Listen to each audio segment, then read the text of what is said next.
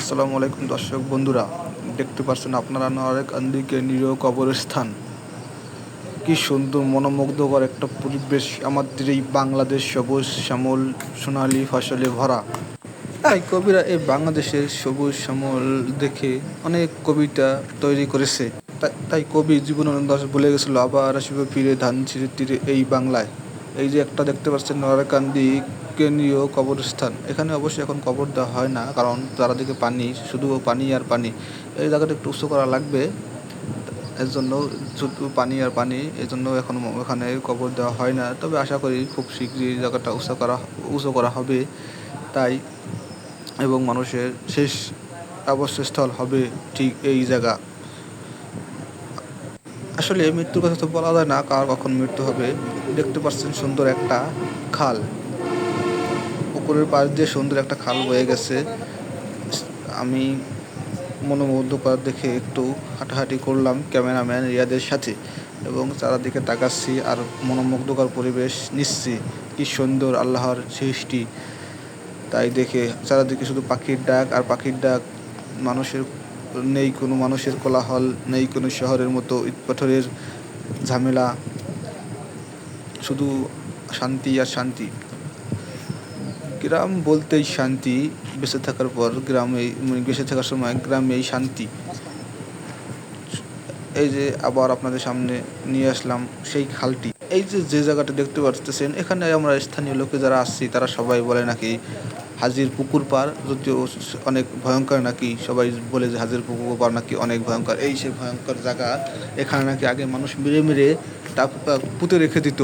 এই কিছুদিন আগেও আমার সচক্ষে দেখা একটা মানুষকে মেরে পুঁতে রেখে দিয়েছিল এই হাজির পুকুর পাড়। সাথে দেখুন আমি দাঁড়িয়ে আছি, গ্রামের কৃষক ভাইয়েরা এবং ভাবিরা তাদের কাজ সেরে এখন তাদের গন্তব্যের দিকে পৌঁছাছে আপন নীড়ে। ঠিক যেরকম পাখিরা সন্ধ্যা হলে তাদের আপন নীড়ে চলে যায়, ঠিক গ্রামের মানুষরাও ঠিক তাদের সকালের কাজ ছেড়ে এখন তাদের আপন নীড়ে চলে যাচ্ছে। এটা সেই রাস্তা, একটা রাস্তা, খুব সুন্দর একটা রাস্তা। তাই আমি একটু হাঁটতেছি গ্রামের মেঠো পাড় দিয়ে। খুব ভালো লাগতেছিল হাঁটতে, সাথে ক্যামেরাম্যান রিয়াদ ছিল। আমি ক্যামেরাম্যান রিয়াদকে বললাম, আসুন সামনে আসুন, দেখা এবং রাস্তাটা কত সুন্দর, চারিপাশে শুধু সবুজ আর সবুজ। খুব তা দেখে যাদের মন খারাপ তারা অবশ্যই আমাদের এই গ্রামে আসবেন। আশা করি মন সাথে সাথে ভালো হয়ে যাবে, এবং এইখানে আসলে মন যতই খারাপ হোক ভালো হয়ে যাবে, আমি আশাবাদী। দেখুন চারপাশে শুধু ফসলি জমি আর ফসলের জমি, যেদিকে তাকায় শুধু ফসলের জমি আর ফসলের জমি। পাটখড়ি হচ্ছে মানুষের নিত্য প্রয়োজনীয় একটা জিনিস, যা ছাড়া গ্রামের মহিলাদের চলেই না বলতে গেলে। কারণ একটা আগুন জ্বালালে পাটখড়ি লাগবে, এবং পাট হচ্ছে বাংলাদেশের সোনালী আঁশ। পাট থেকে আমরা নানা ধরনের আসবাবপত্র, গায়ের জামা কাপড় হতে ব্যাগ পর্যন্ত তৈরি করি। এই সেই পাটের ফসলি জমি। দেখতে পাচ্ছেন একটা পানি মতো, কিন্তু আসলে এটা কোনো পুকুর না, এটাও একটু ফসলি জমির একটা অংশ।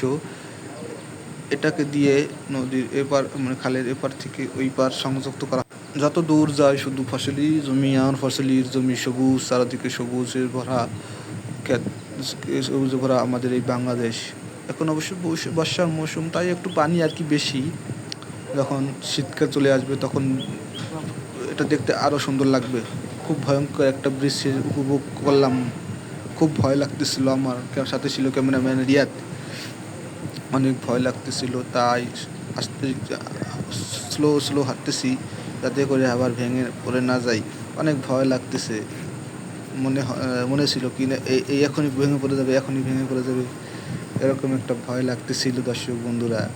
তারপরেও আপনাদের ভালোবাসার জন্য এই ভয় তার কাছে কিছুই না।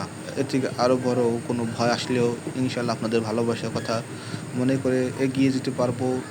আপনারা শুধু আমার সাথে থাকবেন, আমাকে সাপোর্ট করবেন, এই আর কিছু না। যদিও অনেক ভয় লাগছে, খুব ভয় লাগছিল, তাই ক্যামেরাম্যান দিকে তাকিয়ে বললাম, চলেন এবার চলে যাই।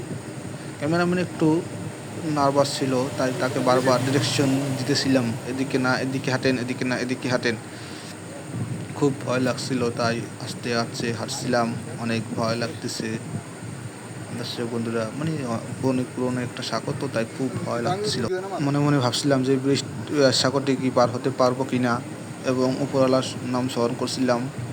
খুব ভয় লাগছিল, দেখতেই পারছেন অনেক পুরনো এবং আশেপাশে ভেঙে গেছে কাঠের একটা সাঁকো। খুব ভয় লাগতেছিল এখান দিয়ে হাঁটাহাঁটি করতে। অবশেষে চলে এলাম আল্লাহর রহমতে সাঁকো থেকে। এখন যাচ্ছি অন্য একটা গ্রামীণ পরিবেশ দেখাতে আপনাদের। দেখুন, শুধু পানি আর পানি, এবং বয়ে চলেছে সুন্দর একটি খাল, যেটা কিনা মানুষের নিত্য প্রয়োজনে কাজে লাগে। দেখতেই পাচ্ছিলেন পার জাগ করা ছিল, এবং পিছন দিয়ে আমার একটা গাড়ি চলে গেল। আসলে ওই রাস্তাটা দিয়ে তেমন কোনো গাড়ি চলাচল করে না, ওই জাস্ট ছোটোখাটো কিছু গাড়ি চলাচল করে। আমার হাতের পাশে দেখতেছেন সেই ফসলি জমি, যত দূর চোখ যাবে ফসলি জমি আর ফসলি জমি। এখন আপাতত ধানের মৌসুম, তাই ধান লাগানো হয়েছে জমিতে। ছোটো একটা ওইটার মতো পুরনো ছোটো একটা বাঁশের সাঁকো, তাই এটা একটু অ্যাডভেঞ্চার করার জন্য আমি এটা দেখলাম কীরকম লাগে। পাশে আমার পিছনে দেখতে পাচ্ছেন বাড়ি, বসত বাড়ি। এখানেও মানুষ অনেক কষ্ট জীবনযাপন করছে। হাসি খুশি আমার এক কাকা, খুব